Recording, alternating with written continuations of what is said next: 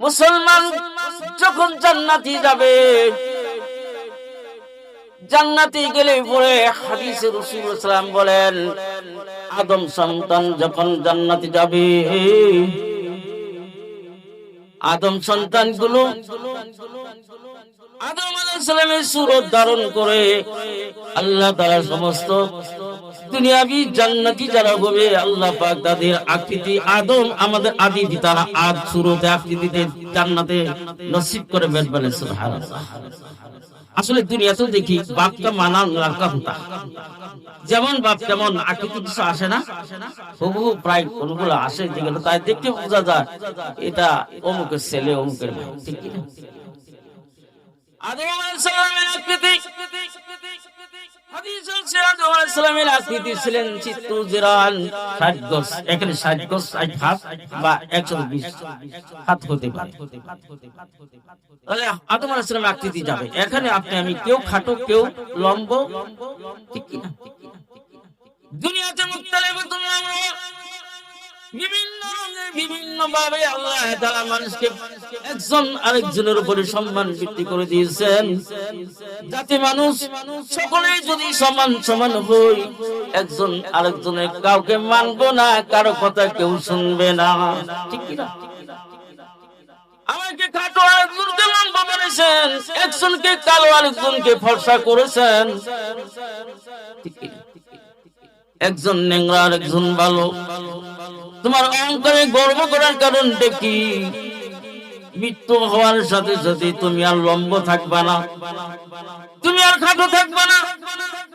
তুমি যদি জান্নাতি হতে পারো, আদম আলাইহিস সালাম আমাদের আদি পিতার আকৃতিতে ধারণ করে জান্নাতে চলে যাবেন। সুবহানাল্লাহ। আর যদি না ফরমানি হয়ে যায়, ওই যে বিধর্মী খ্রিস্টান বৌদ্ধ নাসারাদের যে জায়গা হবে, ওই জায়গায় আপনি আমার স্থানটাও হবে সেই জাহান্নামের মধ্যে।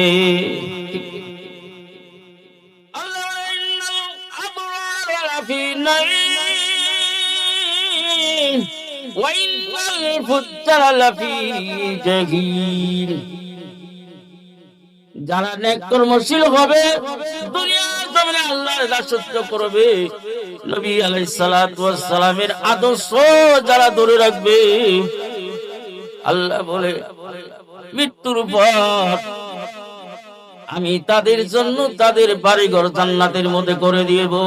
বলেন না সুবহানাল্লাহ। এটা কি বানোয়াটি করলাম? ইন্নাল আবরারা ফি নাঈম, যারাই সৎকর্মশীল নেককার হবে তাদের বাড়ি কই হবে? জান্নাতের ভিতরে। মৃত্যুর পরে বাড়ি কয়টা? কয়টা দেশ হবে? দুইটা দেশ হবে। কয়টা দেশ? দুইটা দেশ। এখন বিভিন্ন কেউ আমেরিকা, কেউ জাপান, কেউ বাংলাদেশে, কেউ সৌদি, রাখিব কেউ বিরাশি, কেউ মিঠোকান্দা, বিভিন্ন এলাকায় বসবাস করেছি, কিন্তু মৃত্যুর পরে আপনি আমার জায়গা দুই জায়গায় হয়ে যায়। সময় স্বল্পতার মধ্যে দিয়ে আমি কথাগুলি গোছাই নেওয়ার চেষ্টা করবো। আলহামদুলিল্লাহ, যদি আল্লাহ তৌফিক দেয়, দুই চারি কথা বলার ইচ্ছা করছি। একটা বাড়ি হলে জান্নাতের ভিতরে আপনি আমার ছেলেও জাহান্নামী হতে পারে নাফরমানি করার কারণে, ঠিক কিনা? আবার যদি না কারা হয়, সকলেই নিয়ে আমি জান্নাতে বসবাস করতে পারবো। আমার সন্তান একটা নাফরমানি করে, নামাজ নাই, রোজা নাই, মিথ্যা বাণী নেই, আমি দিনদার, আমি হাদিস সাহেব, আমি মুরব্বি সাহেব, তাকে আমি আমার সাধ্য অনুযায়ী চেষ্টা করলাম, তারে আমি দিনের পথে আনতে পারলাম না, এই ছেলেটা জাহান্নামী হবে, বাপের কোন রকমের হিসাব দিতে হবে না। আর যদি বাবা কোনদিন তাকে কোনো তাকিদ না দেয়, এই বাবা তুমি নামাজ না বললে তোমার সাথে আমার চলবে না, বিভিন্ন শাস্তি দিলেন। আল্লাহ নবী বলেন, আচ্ছা সিনিন, যখন 10 বছর হবে তখন তারে মারধর করো, 12 বছর হলে পরে জুদাই করে দাও।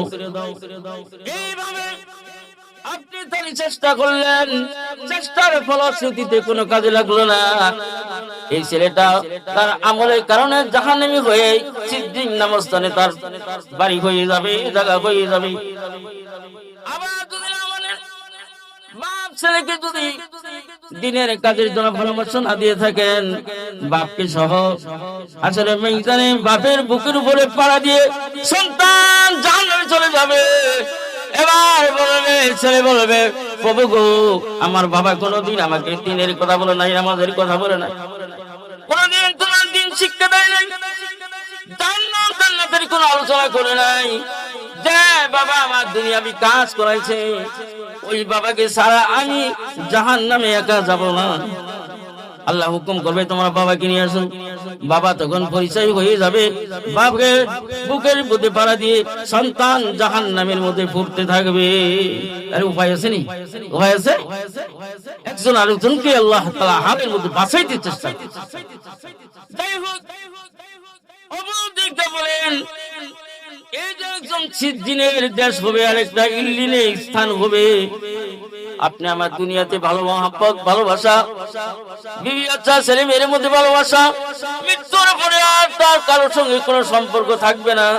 সম্পর্ক শুধু আমার যদি আমেরিকা একজন ইমানদার বান্দা থাকে, আমি বাংলাদেশের একজন ইমানদার, একজন তবলিগি জামাতের লোক, দেখবেন আপনার ওই যে সৌদিতে আছে আর আপনি বাংলাদেশে, আপনি তার সঙ্গে ইমানি মহব্বতের কারণে আপনি যখন মারা যাবেন, আপনার আহাল হবে ওই আমেরিকা, ওই জাপানের ভাই, ইমানি ভাই, ইমানি ভাই, ইমানি ভাইয়ের সঙ্গে আল্লাহ তাআলা জান্নাতের ভিতরে জায়গা করে দিবেন। সুবহানাল্লাহ। আর যদি আপনি নাফরমানি হয়ে থাকে, আমি যদি আল্লাহর অবাধ্য গোলাম হই, তাগুতের গোলাম হই, তাহলে আপনি আমার ওই যে খ্রিস্টানের যে জায়গাটা হবে, আমি বাংলাদেশে মরার সাথে সাথে আমার রুহটা খ্রিস্টানের রুহুর সাথে সিদ্দিন নামক স্থানে আশ্রয় হবে। কোনটা চান? মৃত্যু তো আজও বা কাল হতে পারে, ধীরে ধীরে চুলগুলো সাদা হয়ে যাচ্ছে, তারপরে চিন্তা ফিকির নয়।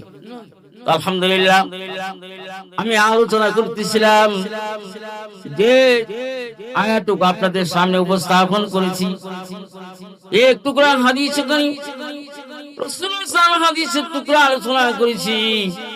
ইয়ারবে আমি আলোচনা করার ইচ্ছা করেছি, বাকি আল্লাহর মর্জি কিছু আলোচনা যদি আপনাদের সামনে কোনো অসুবিধা হবে না, তাহলে কথা বলতেছিলাম। রাসূলুল্লাহ সাল্লাল্লাহু আলাইহি আল ঈমানু বিজুয়ে সাবউনা শুবাত, ঈমানের কয়টা শাখা? 70টার চেয়েও বেশি শাখা আছে। এর মধ্যে এক নম্বর শাখা হলো আফদালুহা ক্বাল লা ইলাহা ইল্লাল্লাহ। সবাই বলেন লা ইলাহা ইল্লাল্লাহ, লা ইলাহা ইল্লাল্লাহ, লা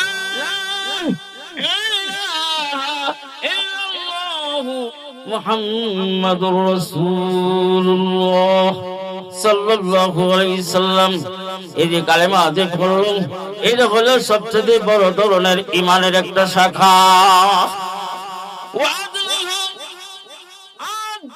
নিম্নমানের একটা শাখা হলো যেটা নাকি রাস্তার মধ্যে আপনার একটা খুঁটাদায়ক, কোনো কষ্টদায়ক বস্তু পড়ে আছে, একটা খুঁটা অথবা একটা কাটা জাতীয় জিনিস, ওইটা আপনার ঈমানের শক্তিতে। আর আমি দেখলাম আমার পিছনে ভাই যদি রাস্তায় আসে, অথবা হইতে পারে এই কাটার মধ্যে ফুটিয়া তার পাওয়াটা নষ্ট হয়ে যেতে পারে, ঠিক কিনা? অথবা খুঁটিটা আপনি তুলে দিলেন, ওই খুঁটিটা নিয়ত করলেন, আমি খুঁটিটা দেখলাম কে জানি গরু হাসা দিয়েছে, আরে আমি দেখলাম আরেক ভাই না দেখে হয়তো এই খুঁটির মধ্যে বাজিয়া পুস্তাকে তার কষ্ট হতে পারে। আপনি এতটুকু ঈমানের মহব্বতের কারণে ওই যে আপনার খুঁটিটা তুলে দিলেন, এটা হলো নিম্নতম মানের একটা ঈমান। এটা তো করবেন ইনশাআল্লাহ, নাকি বল?